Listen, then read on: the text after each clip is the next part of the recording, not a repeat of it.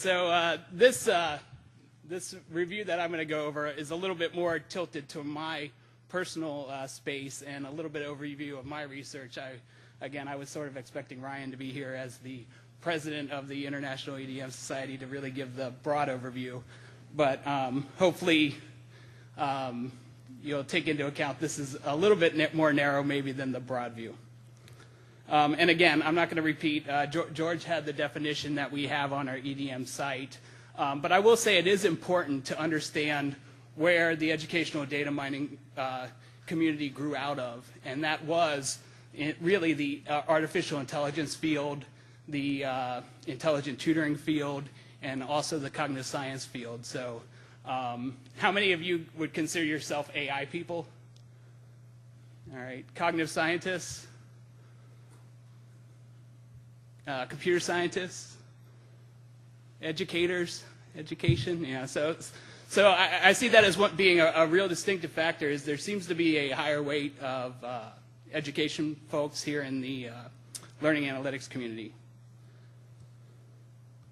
And again, this is sort of becoming the paper that describes what EDM is and these items. I will say the prediction idea about building models of prediction is probably in the last year was about 60% of the papers we had in the educational 2011 conference. And these models are really focused on learning, whether students know skills, and they're very complex mathematical models. I will have to say one nice thing about the things I've sat through here is my brain hasn't hurt as much as sometimes when I sit in the EDM conference seeing equation after equation on the screen.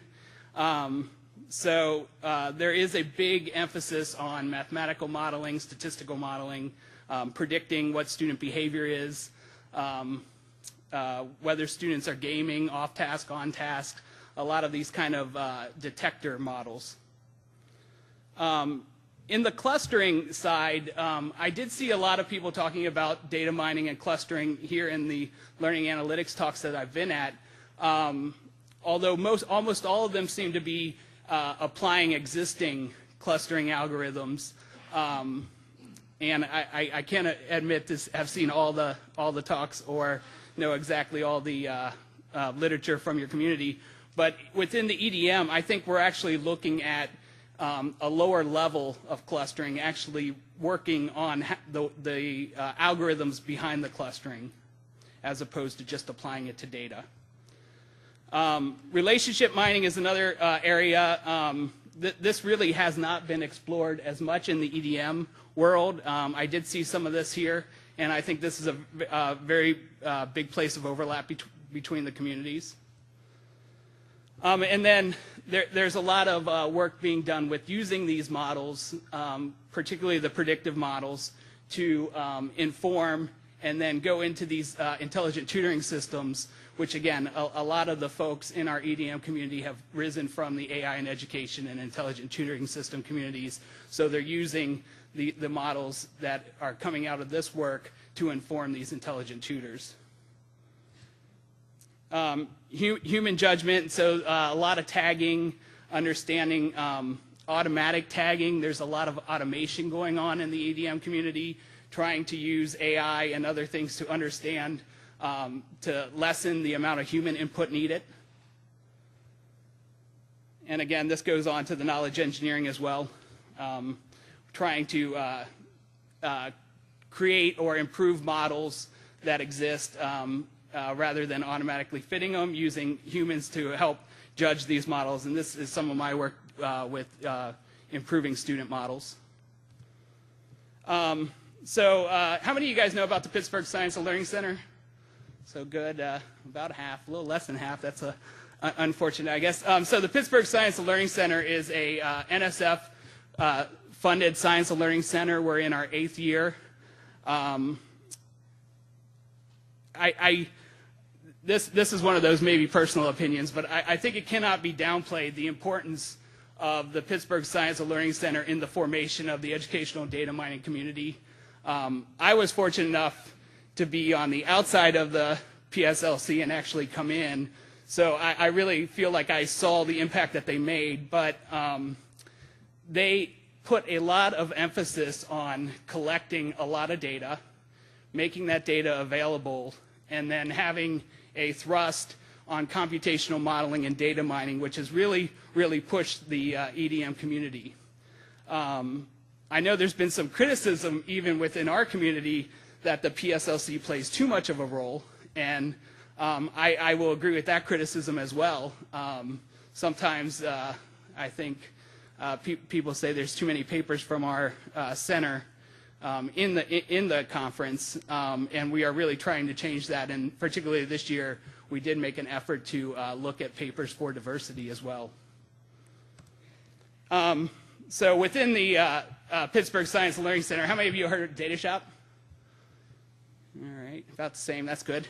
If you've heard of the PSLC, I hope you learned of Data Shop. Data Shop is sort of my baby. It's a repository for educational data. It's open. Anyone can put their data out there. In the beginning of this cycle, when we created Data Shop, it was mainly we were really hammering people who were funded through our center to put their data in. I think we reached a tipping point now where I have people coming to me wanting to get their data in, which is a really exciting thing for me.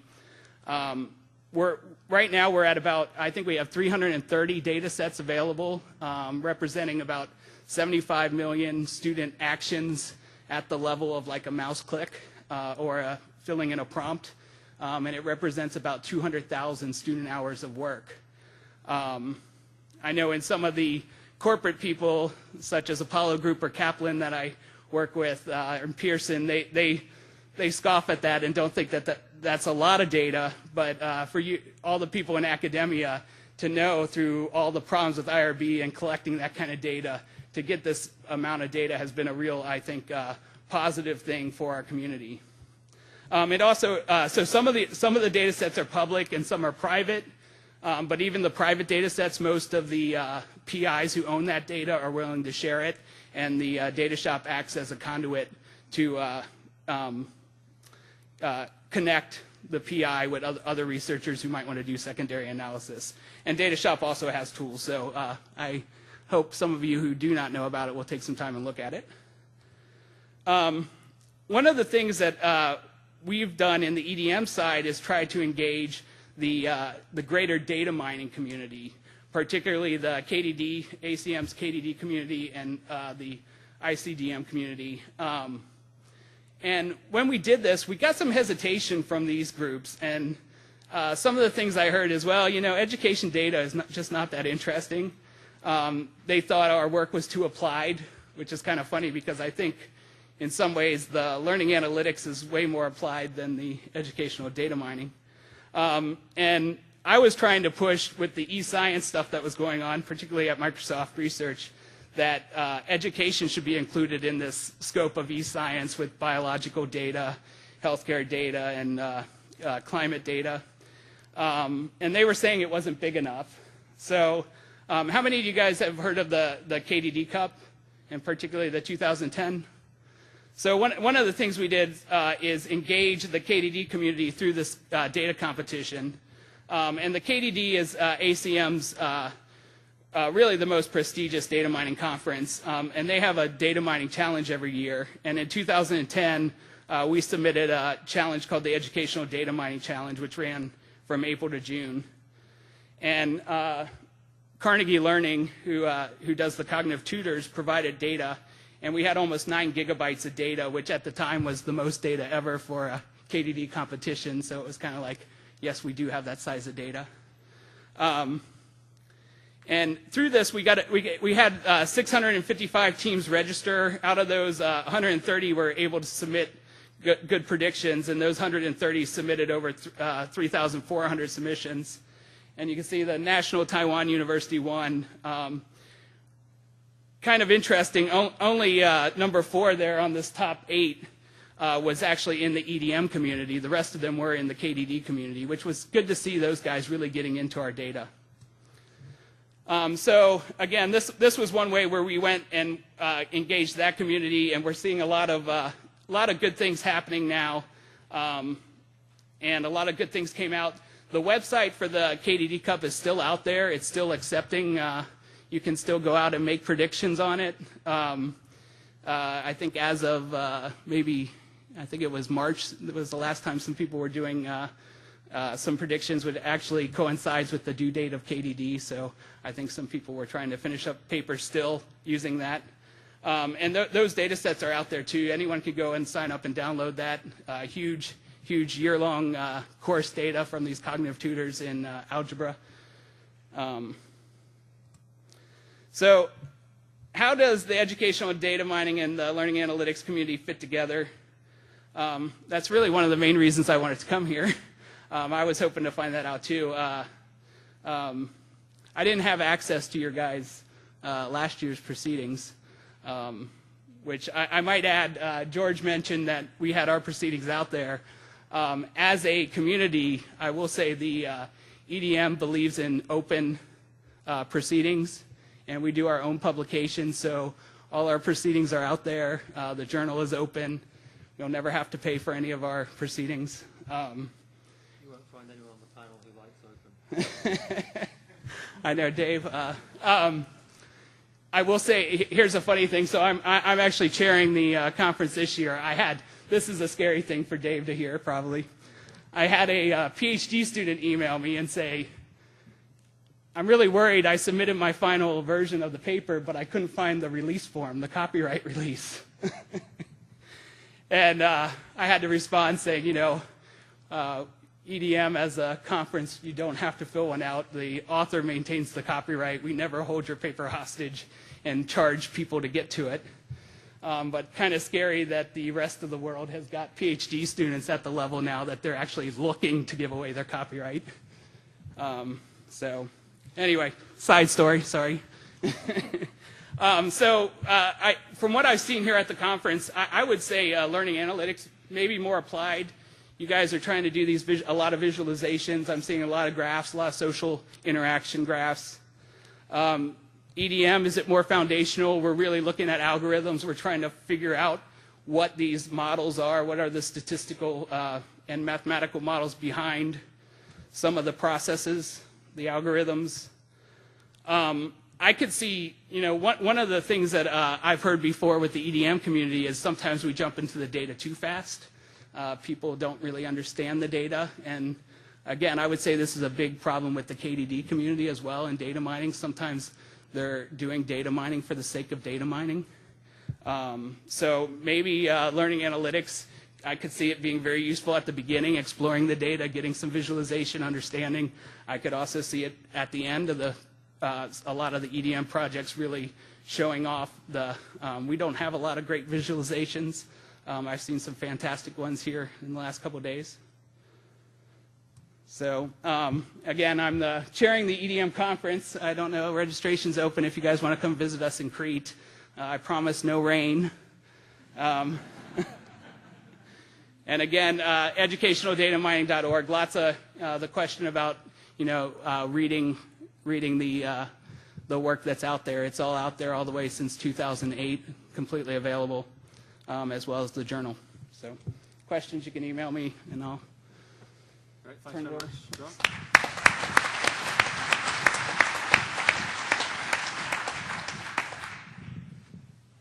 Okay. Erik, do you want to go next? We are here to learn. Make fun about competition and so forth, but I'm learning here a lot as well. Okay. Doctor?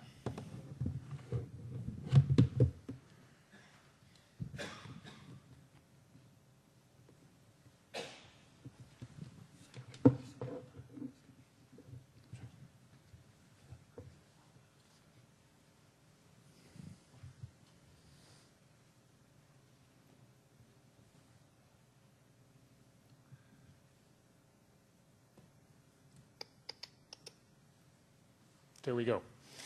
So, hello everybody. Well, I was frankly preparing my slides while I was listening to some of the previous talk. As I've been here so long already, I was here for more than half an hour already.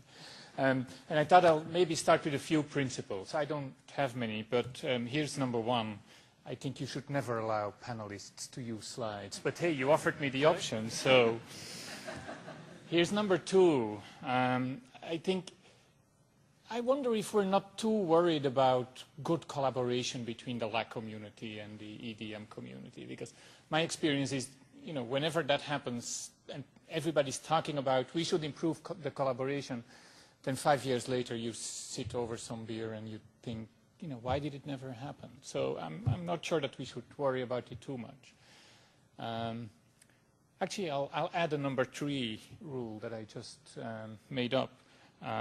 Which is I think I'm typically way too nice, because there would have been another way to introduce this little intervention, of course, which would have been to say, okay, so this is about collaboration, but isn't the reality that even the data mining people don't really like EDM all that much, and now you're looking for a sort of new home, and then, well, okay, maybe these LAK people will give us a... Oh, yeah. Well, you wanted us to be a little bit more confrontational, right? Just trying my best, okay? Anyway, when I think about the relationship between learning analytics and EDM, I think, this is my definition of learning analytics, okay? And I think this means, if you just read this means that basically, for me at least, EDM is part of learning analytics, okay? We own it. You are us, okay? We are you and a little bit more, but I think if I try to make clear what I see as the main differences of perspective, I think of EDM as trying to do autonomous vehicles, and hey, that's cool and exciting, and I think that's great work, and I think that at least my focus in our learning analytics work is much more on building dashboards so that people become better drivers, okay? Well, of course, all the metaphors break at some point, but the idea is, I think, that what we try to do in learning analytics is more about empowering people by giving them better insight in the data, rather than trying to automate some processes through data mining and algorithms. For me, at least what I try to do with my team and with people that we work with in learning analytics is about empowerment. I think that word is by now a little bit old and probably overused. We do, for instance, a lot of user-centered design to make that happen. What we try to achieve is awareness of people, not of algorithms. We try to help people to think about what they do and to make sense of what is going on. Again, we try to help people to do these things. In my view, and it's interesting enough, the main difference with educational data mining is there you try to build algorithms that do this. Okay. What I like a lot is to position the work that we do, at least, in this notion of modest computing, a term that Pierre Dilambourg at EPFL in Lausanne has come up with, I think. This notion that you try to use people for what they are good at and let computers do what they are good at, which is number crunching.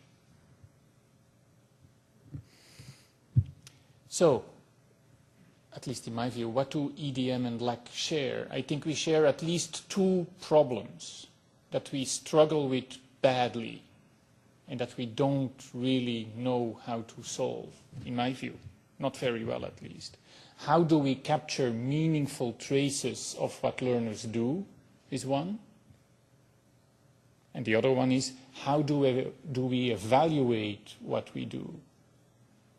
How do we assess the impact that we have through our work? And so my modest call would be, maybe we can start there. Sharing problems is a good way to get started. Thanks.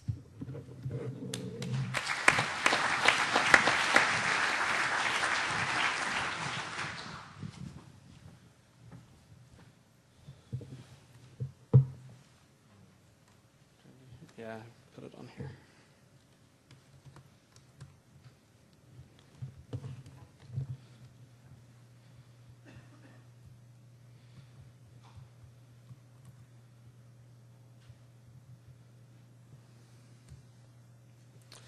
Okay, I guess I'm going to take an approach more similar to John's. Rather than try to give a broad overview, I just want to kind of give my own view of the gospel according to David here with regard to learning analytics.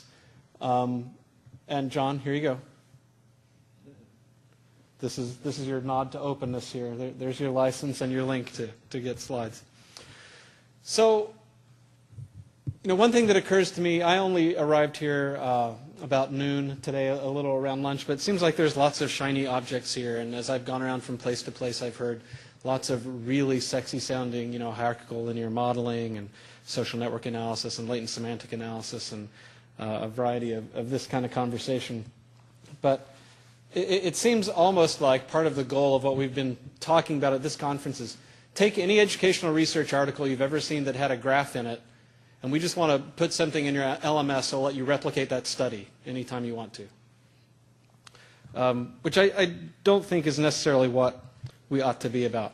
So here's my goading phrase, is maybe socially responsible research. And maybe that means being more applied, to your comment earlier that maybe there's more of an applied focus in learning analytics.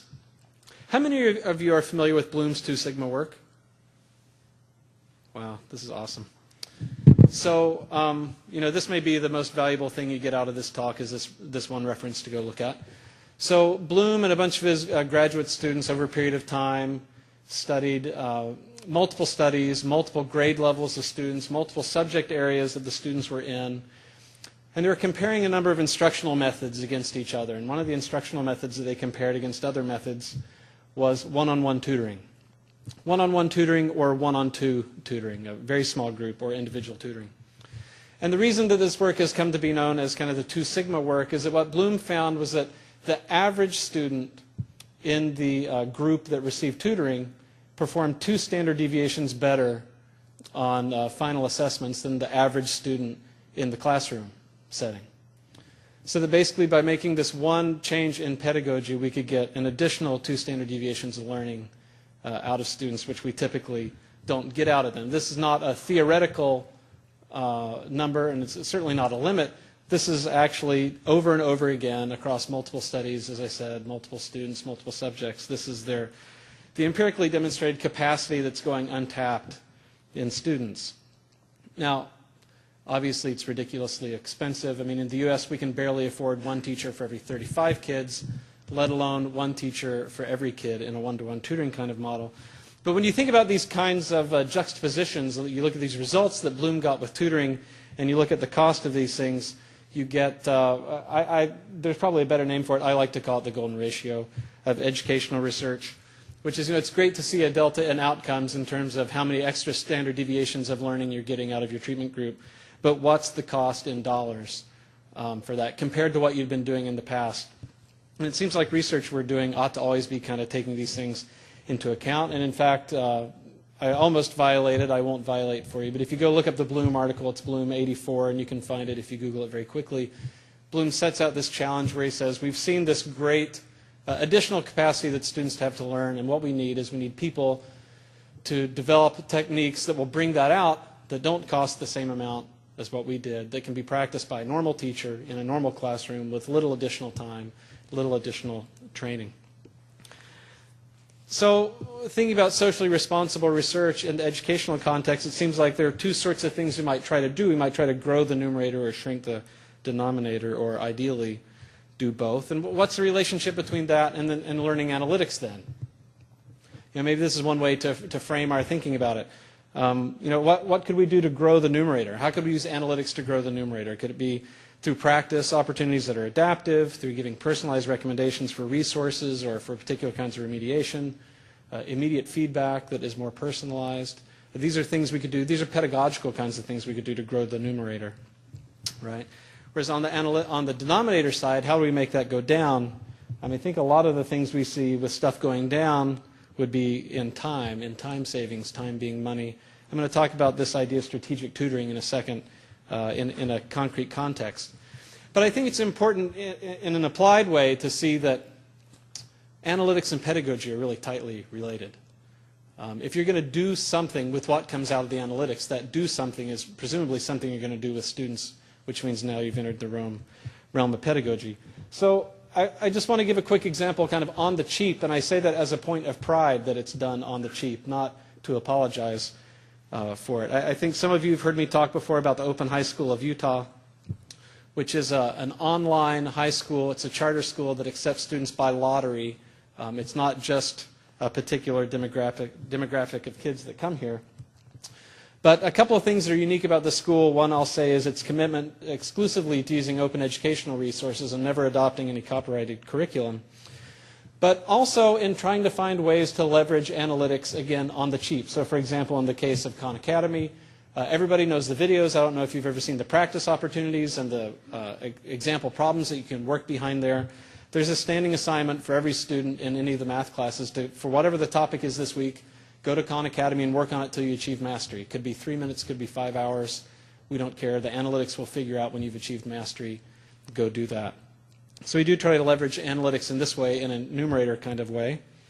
And also this idea of strategic tutoring is more of a denominator kind of approach. But the idea of strategic tutoring is, instead of giving every kid a tutor 8 hours a day, let some data tell you when a kid needs to be tutored, what he needs to be tutored about, and only intervene when he needs a tutor, and only tutor him about the thing he needs to be tutored about. You could do this with very sophisticated data, but our approach has been actually just to look at the gradebook, see who's at the bottom of the class right now, and use that list of real-time data, their current grades in the class, to drive interactions where teachers at the school spend at least 4 hours a day in one-on-one tutoring sessions with students, and who they tutor and what they talk to them about are driven by what they see in the gradebook. I'm going to pass over that slide for a second. But so this idea of kind of trying to hit the golden ratio in the open high school model is that this adaptive practice, the immediate feedback that comes from the online assignments we're able to design in the online context, of course. And some of these are not very sophisticated at all. Very, very simply done on the cheap. We're paying teachers about $8,000 per course to aggregate OER, to find free things, to fill in the holes with their own materials and pull them together. Compare that to the cost of intelligent tutoring systems, and there's a significant difference there.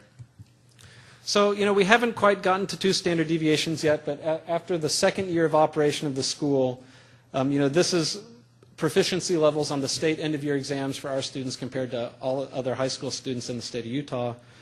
Whole school proficiency is up over 8/10 of a standard deviation, so we're not quite to 2 standard deviations yet. But we are doing it with the lowest per pupil funding anywhere in the U.S. in terms of Utah. So I think there's some interesting things going on here. And I know I've wrapped up the analytics in relation to the openness and in relation to the pedagogy, but I don't really know how to talk about them in any kind of meaningful way, pulled apart. I think you have to see them in context and how they relate to each other, which is what I've tried to do here. So we're still chasing Bloom. We're not there. Maybe by year 5 we can get there. But that's a little bit about what we're doing. And I can't miss this opportunity to plug our conference back here in October, if you like Vancouver. I don't know if it'll be raining then or not. A lot of you have been to this conference in the past, but we hope to see you back here for Open Ed then. Thanks much. Okay, thanks, Dave.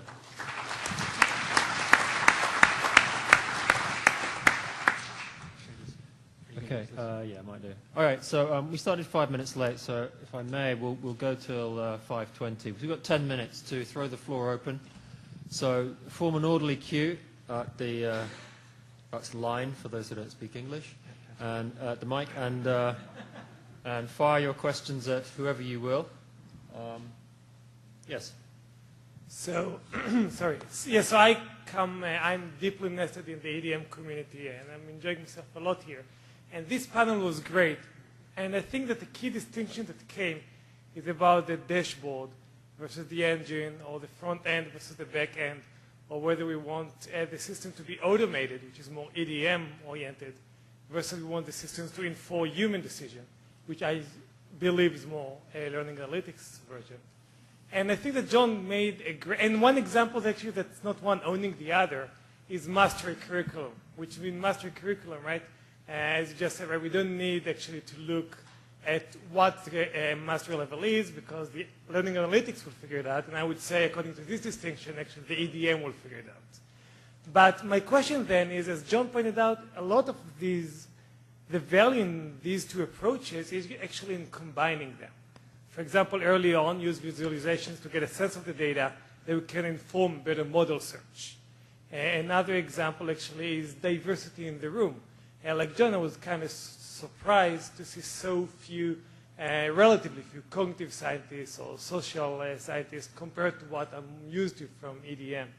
And in my sense is in order to have this more mixed expertise, we need to encourage people to mix, which means encourage people to go to both conferences and encourage people from both communities to attend.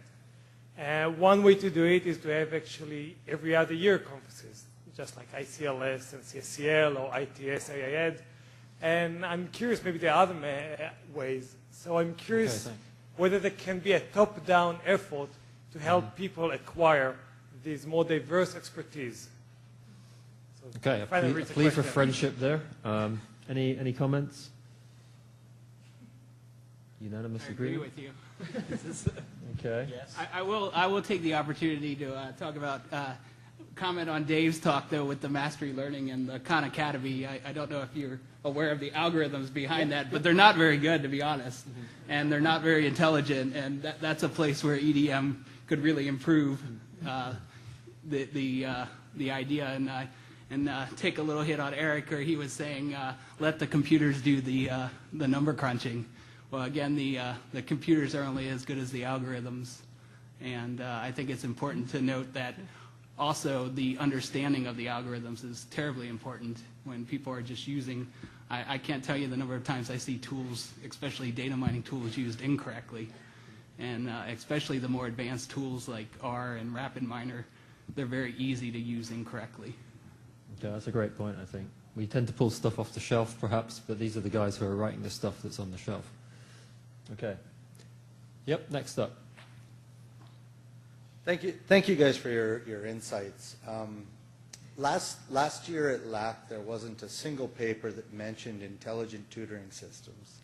And for anybody who's in EDM, that would be an amazing shocker, since half the conference is maybe tutoring systems. Certainly it has this legacy into tutoring systems. So I think there's a lot of truth. Oh, and interestingly, tutoring systems comes from Anderson in the early 80s, which was prompted by the 2 Sigma paper of Bloom in part. So it's interesting to have these kind of roots and then come back in cycles.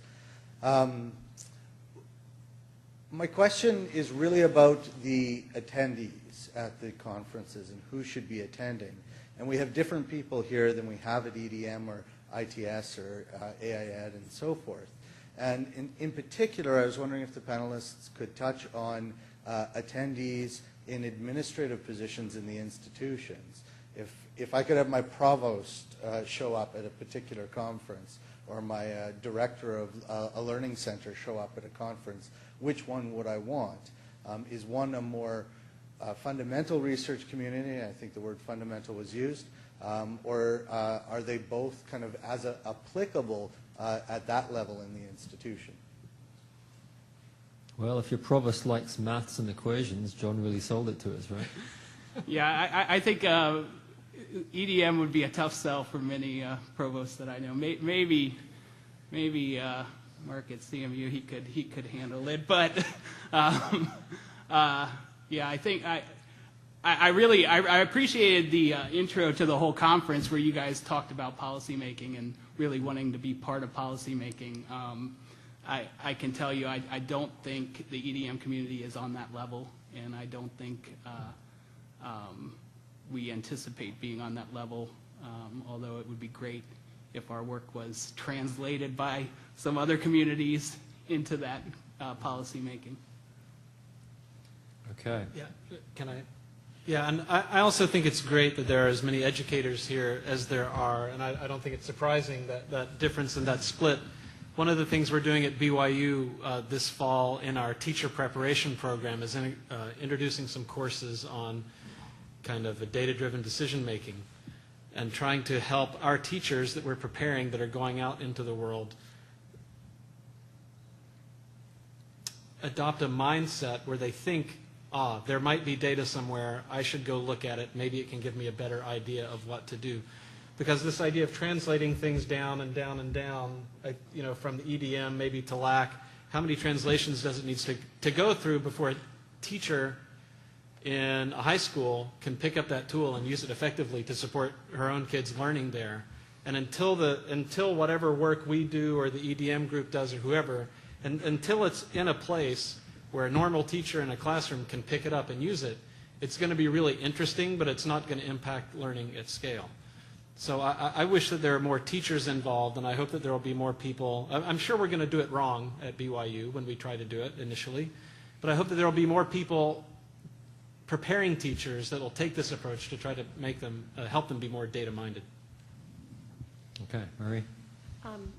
Thanks for that comment, David. That wasn't what I was going to come and ask my question about, but I do know when I was one of the co-authors on the Educational Data Mining and Learning Analytics brief that SRI did for the Department of Ed, and that was one of the things we really struggled with because we wanted that to be a practitioner's brief that would speak to the district and the district officials and teachers, and in a lot of cases it was really hard to make that translation down.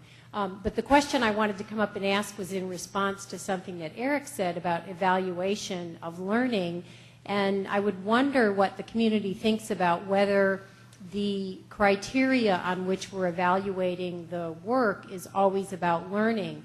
You know, there were a lot of papers that were presented that worried about retention and whether students are graduating. And they may be learning, and one hopes they are, but we're looking at different things. So I'm wondering if it's always about learning in terms of the evaluation. And if you ask the question, does that mean that you are thinking about specific other things yourself? Because sort of you're saying A, and I'm wondering what B. Well, these questions where universities, higher education, institutions of higher education are saying our criteria for whether these methods are effective are whether students who are at risk actually complete a course.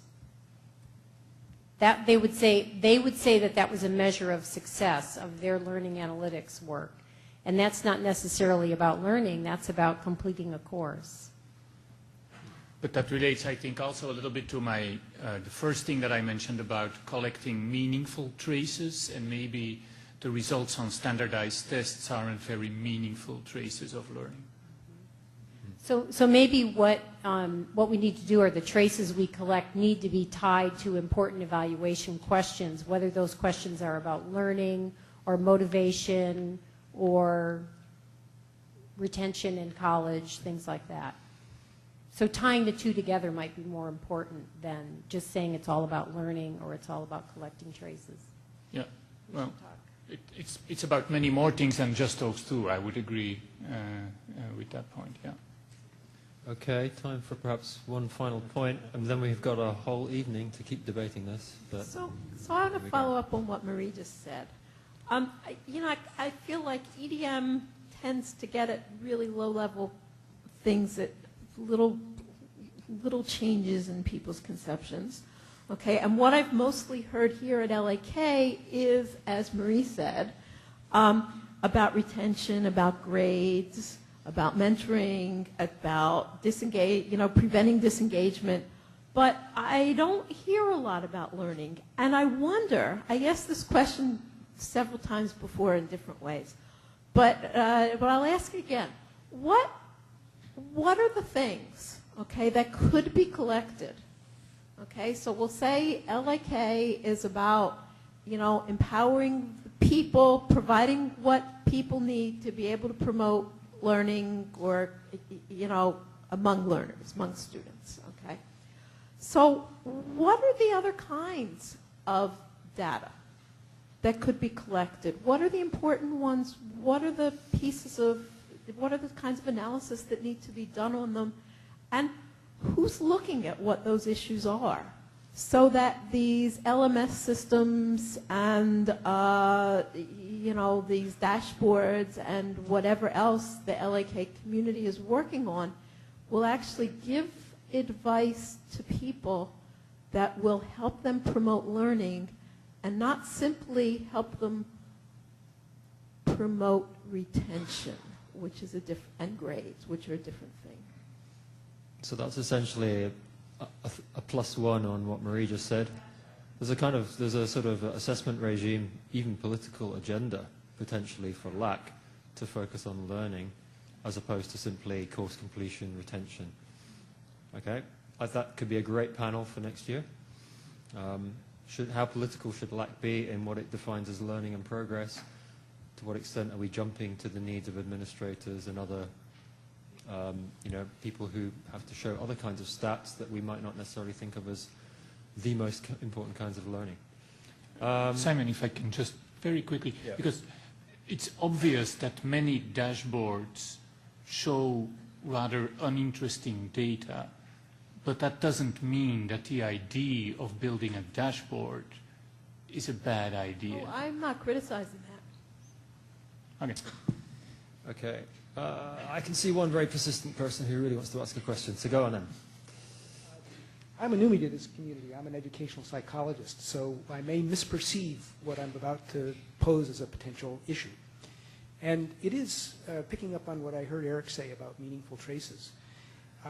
The data that are gathered provide a model for interpretation. And I'm wondering about the extent to which there's enough consideration given, or what kinds of considerations are given to the data that are mined or that are analyzed in these two communities, and what consequences that interpretation has for the kinds of changes, interventions that might follow at the individual level or at the institutional level.